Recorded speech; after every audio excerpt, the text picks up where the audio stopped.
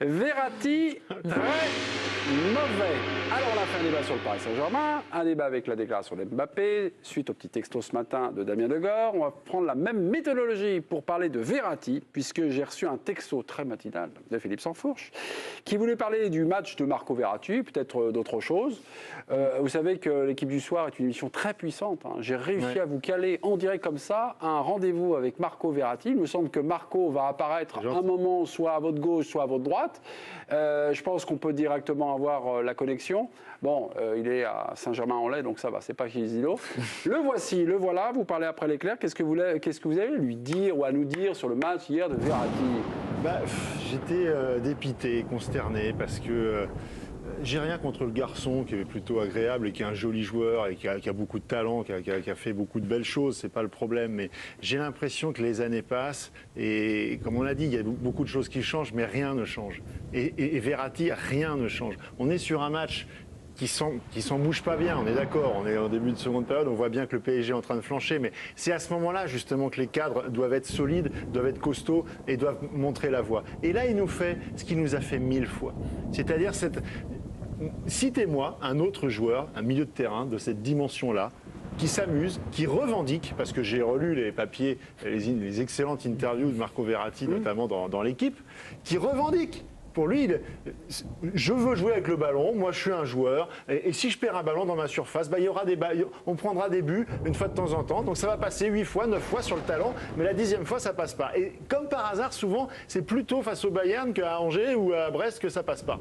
Et là, ça ne dérange personne. C'est-à-dire qu'en conférence de presse après, Galtier arrive à nous expliquer que c'est de la faute du petit Bichabou qui lui donne le ballon alors qu'il se positionne là parce qu'il veut qu'il lui donne et que tous les matins au camp des loges, dans la même situation, que ce soit Bichabou ou un autre, quand Marco Verratti se positionne là, on lui donne le ballon parce que c'est acquis qu'il a le droit de faire ce qu'il veut, Marco Verratti. Donc encore une fois, ça symbolise parfaitement le fait que ce club ne tire pas les leçons de ses échecs et qu'on continue en permanence dans une forme de confort et qu'il n'y a jamais de remise en question. Ok, ça va mieux Philippe? Ça commence, mais la thérapie va être longue. On n'a pas les notes Non, on n'a pas les notes. Vous n'avez pas les notes c'était pas une minute pour convaincre, c'était juste histoire de... vous savez, je suis là pour gérer le mental des chroniqueurs. Son petit cœur. Et j'ai vu que mon filou n'allait pas très bien. Je dis, écoutez, je vais vous convoquer Marco Verratti. On a l'image justement du but de Eric Maxime Choupo-Moting suite à la passe du Bichabou à Marco Verratti. Vous m'avez dit, il la demande avec son bras. Il la demande, Verratti. Oui, Bichabou, vas-y. File-la moi, file-la gonfle. C'était Eric qui nous a repéré ça.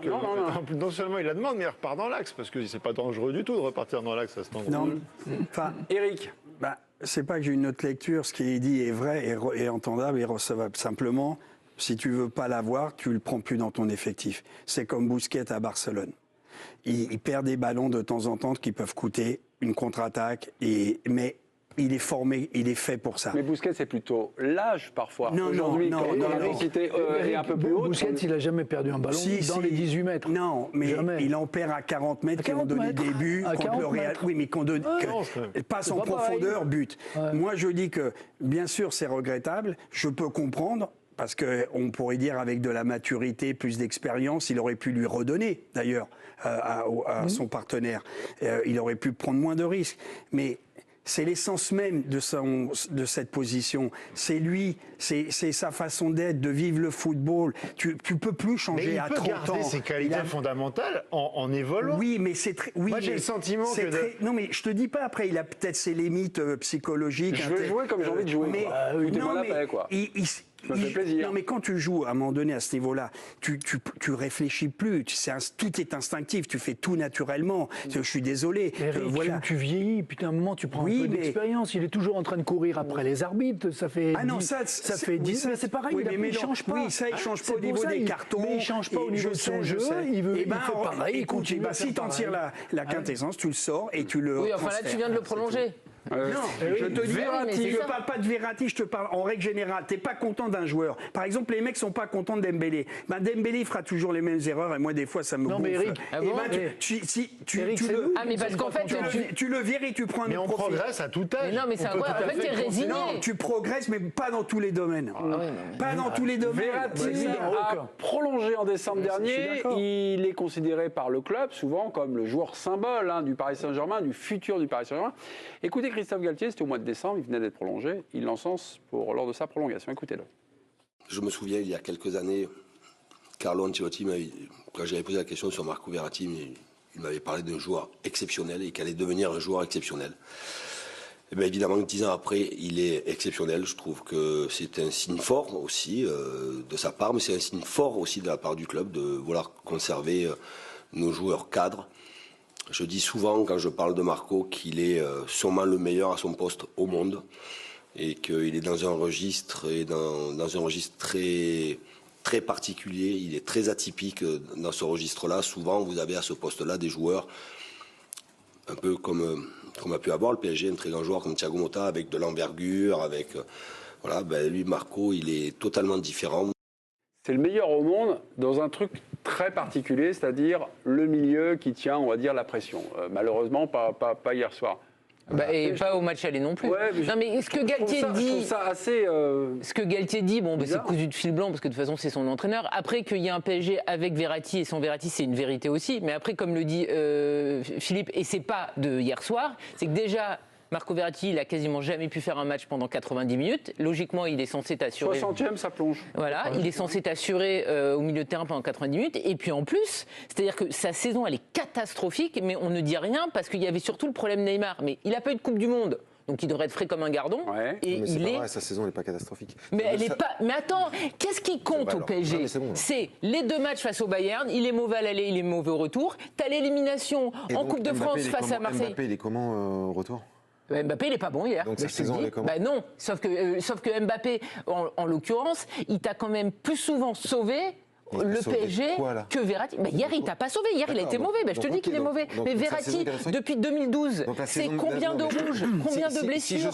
Si je suis ton schéma de raisonnement, la saison d'Mbappé est catastrophique. Non, Mbappé, il va sauver la saison du PSG, mais elle ne sera pas... Il y a un argumentaire pour Mbappé, il y a un argumentaire pour les autres. Mais en fait, tu peux pas comparer les deux en l'occurrence, parce que Mbappé, les 3 quarts du temps, il te sauve. La première partie de saison de mais Verratti, Mbappé, hier, est mauvais. La première partie de saison de Verratti est vraiment très bonne, mais la seconde partie de saison, Mais on s'en fout de la première partie de saison, ça ne compte pas. Les saisons qui comptent, c'est à partir des matchs à élimination directe. Sur Verratti, et sur Verratti, s'il est bon au mois d'août et au mois de septembre, tu t'en fous, effectivement. Elles sont très bonnes. Ouais. Les 20 premières minutes. Oui, mais même la première mi-temps. Elles sont très bonnes. Après, de toute façon, il y a plus de le PSG est à 0-0 parce que le Bayern a décidé. C'est le Bayern qui a tout dicté hier, en fait. Non, je suis pas d'accord avec toi. Moi, c'est l'une des premières fois. Même la première fois. C'est le PSG qui doit les gagner hier, c'est pas le Bayern. Mais le PSG, pendant une mi-temps, ils m'ont surpris, ils ont couru, ils ont fait des efforts. Ils sont à égalité avec le Bayern. Non, ils ont posé des problèmes, c'était pas suffisant. Mais moi, ils m'ont. Après, ils se sont écroulés athlétiquement, physiquement. Et mais tu trouves ça exceptionnel qu'ils arrivent à être au rendez-vous sur une mi-temps, alors que le Bayern, parce que vous parlez que du PSG, n'a pas Neuer, n'a pas Hernandez et n'a pas Sadio Mané. Enfin, que le PSG soit au rendez-vous sur une mi-temps, ça n'a rien d'exceptionnel. C'est ce que tu leur demandes. Je suis d'accord avec toi, mais la première mi-temps, on en parlera peut-être en deuxième partie. Galtier, il fait une équipe à l'aller au Parc des Princes, j'ai jamais vu ça. On la ressortira. Soler à gauche, Zahir Emery à droite, Verratti, Danilo 4-4. On prend la pression, on est avalé, on laisse le ballon. C'est pas prendre de but. Donc t'as rien, t'es à Paris, t'as des attaquants, tu fais 0-0. C'est pour ça que t'as la vision et la rétine de dire cette première mi-temps, même les 60 premières minutes, avant la fameuse tactique Mbappé va nous sauver dans les 20 dernières minutes. Il n'a pas marqué. Bon, un but refusé. Et en fait, le néant de l'idée, en fait. Non, ça veut dire que Galtier à l'aller et quand je vois l'équipe au retour, il y a des grandes différences en 3 semaines et à l'aller, l'équipe elle était faible. Elle a abdiqué. Je sens qu'il est faible à l'aller, il s'écroule en seconde période, donc ça fait quand même 3 mi-temps. Encore un petit peu d'énergie sur ce fiasco du Paris Saint-Germain. La deuxième partie sera consacrée entièrement à ce fiasco. Bon, on va se faire une petite pause.